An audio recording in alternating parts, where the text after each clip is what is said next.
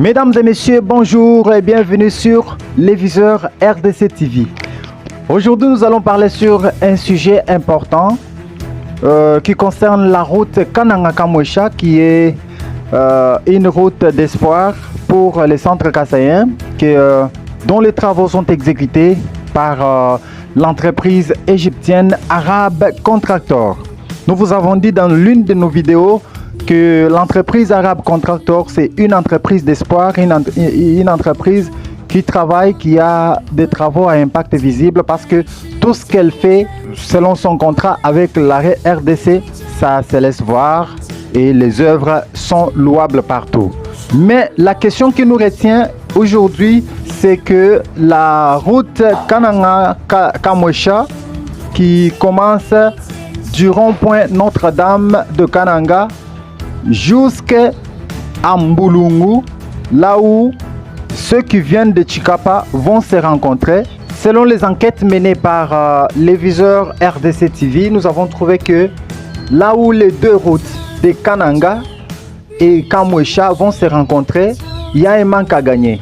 Il y a un espace d'une longueur d'à peu près 40 km qui n'est pas occupé.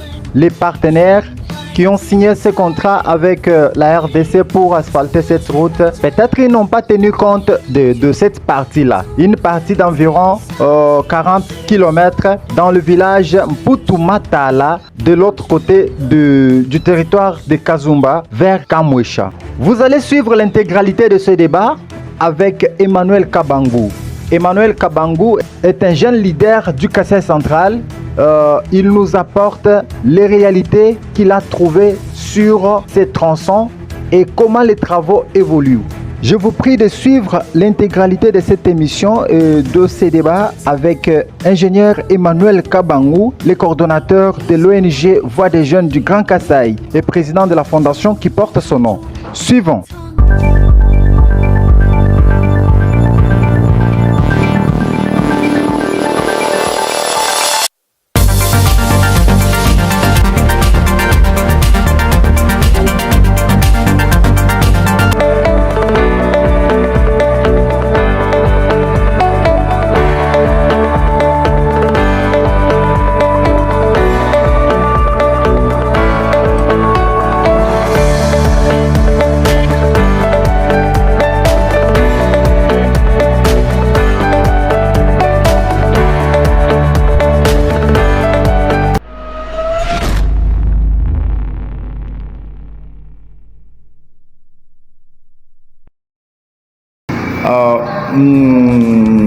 Nous allons tabler sur la question sociale qui concerne la route Kananga-Kamwesha, qui est en train d'être asphaltée et travaillée par l'entreprise égyptienne Arab Contractor. Et selon nos sources, nous avons été informés qu'il y a une partie qui n'est pas occupée. Donc nous risquons de voir, après le finissage de tous ces travaux, des gens qui quittent Chikapa, Kamwesha, Kananga, Mbulungu, il y aura une partie qui va rester vacante, qui n'est pas vraiment occupée. Vous êtes au courant de cette situation? Vous pouvez nous en dire plus? Merci beaucoup de votre question et surtout de votre visite dans nos bureaux. Je pense je viens de là, ici à Kananga. Avant de passer dans votre média, je n'ai qu'un jour et quelques heures. Je pratiquais la route Kananga-Kamwesha à partir de Mouila, parce que je suis sorti de l'autre côté de Kafuba vers Mouila-Dominique et Mouila-Dominique jusqu'à Kananga. Alors ce que je vis, c'est ce que je peux vous dire, et ce que nous avons écouté, c'est ce que nous pouvons vous dire. Je peux vous dire que la route au Kananga-Kamwesha est en train d'être travaillée, c'est bien, mais il y a une partie qui reste telle que ça a été. Donc c'est la partie comprise entre Kamwesha, donc la rivière Kamwesha, et jusqu'à Mbulungu. Quand vous dépassez Mbulungu, vous êtes jusqu'à Mputumatala. Voilà, j'arrive, Mputumatala. Quand vous êtes à Mputumatala, et c'est là où ça reste tel que ça a été. Maintenant, lorsque vous montez vers là où il y a le péage pour aller à Kamboulou, là nous sommes encore dans la terre bâtie. C'est la partie qui est déjà compactée par Rab Contractor jusqu'à Kananga. Mais pour ce qui est de l'asphalte, je vis de mes propres yeux que l'asphalte qui quitte vers Kananga est en train d'être mis partie par partie. Donc là, la première partie c'est de Benemandé jusqu'à la rivière Bouloua. Là on a pris la deuxième partie, c'est Matamba jusqu'à Mboulouma Benemandé, donc en allant vers la rivière Miaou. Et la partie qui reste de Miaou, donc là où il y a une montagne comme ça, vers Mbouloum là-bas, ça reste un peu comme ça. Et là, les travaux qu'on est en train de faire, selon ce que je vis, c'est on est en train de placer déjà les collecteurs d'eau, ce que je vis. Mais il est vrai que Rab Contractor a mis des bases. Il y a une base arrière à Kongolo-Monji. Là, on est en train de travailler aussi avec le posage des collecteurs d'eau. Il y a la deuxième base qui est ici à Benamandé.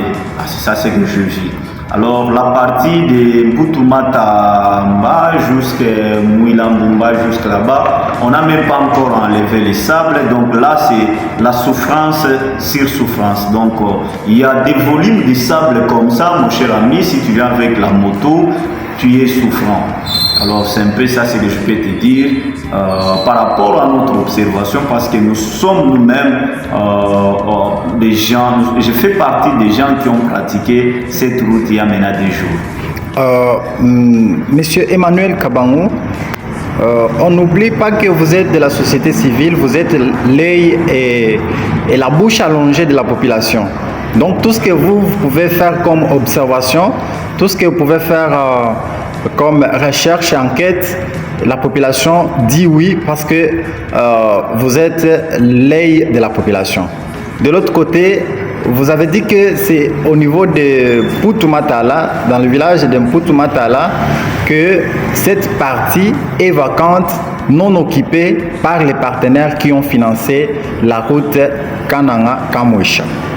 Alors, cette partie, comment vous pouvez, lorsque vous êtes parti de ces coins-là, qu'est-ce que vous avez pris comme précaution en tant que représentant de la population pour voir dans les futurs proches la route Kananga-Kamouisha qui termine, mais il y a une partie qui reste que les partenaires ne reconnaissent pas?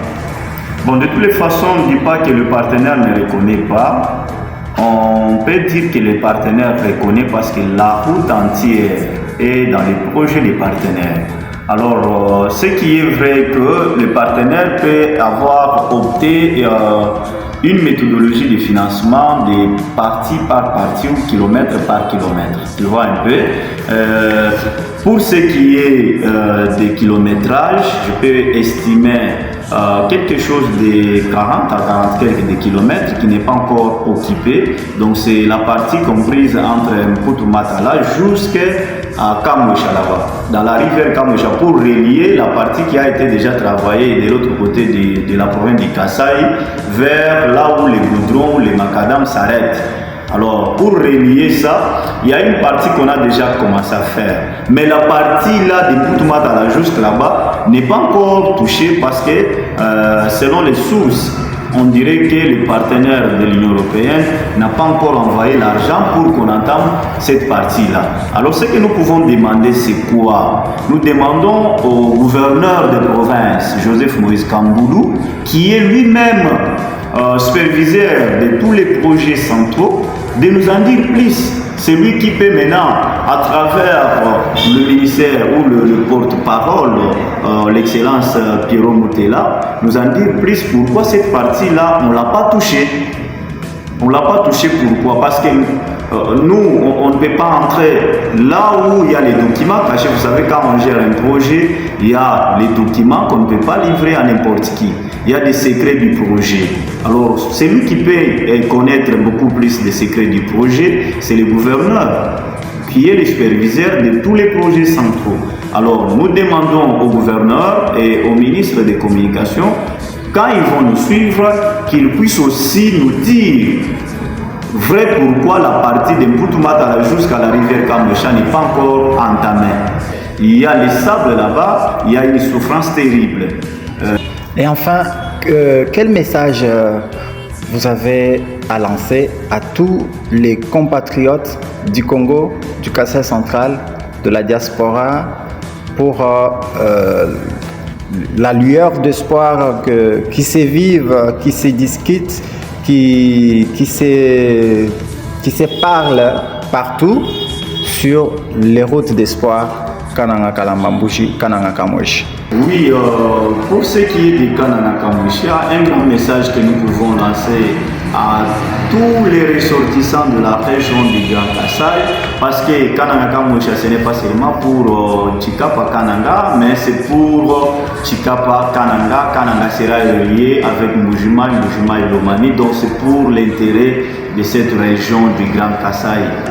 Alors, je demande à nos amis, nos frères, nos grands frères, nos baobas, nos députés, nos team leaders qui sont à l'étranger, démobiliser les fonds pour ce territoire, démobiliser les fonds pour cette province, démobiliser les fonds pour la région, afin que notre région quitte de cette souffrance. Vous savez, si aujourd'hui nous-mêmes nous ne faisons rien, qui peut venir pour faire dans cette région quelque chose? Donc, je veux dire, je ne dois pas rester dans l'esprit tribal, mais je nous invite à faire quelque chose. Celui qui a des moyens peut amener à celui qui a la volonté de faire. Donc, c'est ce que je peux dire. Mais à la population, je demande à cette population de la région du Grand Kasaï de prendre en considération les ouvrages qu'on est en train de mettre en place pour nous, de soigner, donc de protéger en soi les ouvrages qu'on nous donne. Pour ce qui est aussi de la route, je demande à la main d'œuvre qui est recrutée de bien protéger les matériaux de travail, de bien protéger leur propre travail. Tu vois? Donc c'est un grand message que je lance à tout le monde, au gouvernement provincial de veiller, au gouvernement central de nous envoyer encore beaucoup plus de fonds, aux partenaires qui sont au-delà de la République démocratique du Congo, de mobiliser encore d'autres fonds, à la population bénéficiaire de protéger l'ouvrage. C'est ça les grands messages que je peux lancer à toutes et à tous, et aussi à nous-mêmes, parce que nous aussi nous faisons partie de la population. Nous, c'est qui? C'est les acteurs de la société civile. Nous devons, voulais-je dire, nous battre pour que le projet qu'on nous donne soit à impact visible. Emmanuel Kabango, nous vous disons merci. Merci, c'est moi qui vous remercie, et je tiens aussi à saluer tous les dirigeants de la République démocratique du Congo et nos frères des diasporas. Merci beaucoup. Merci.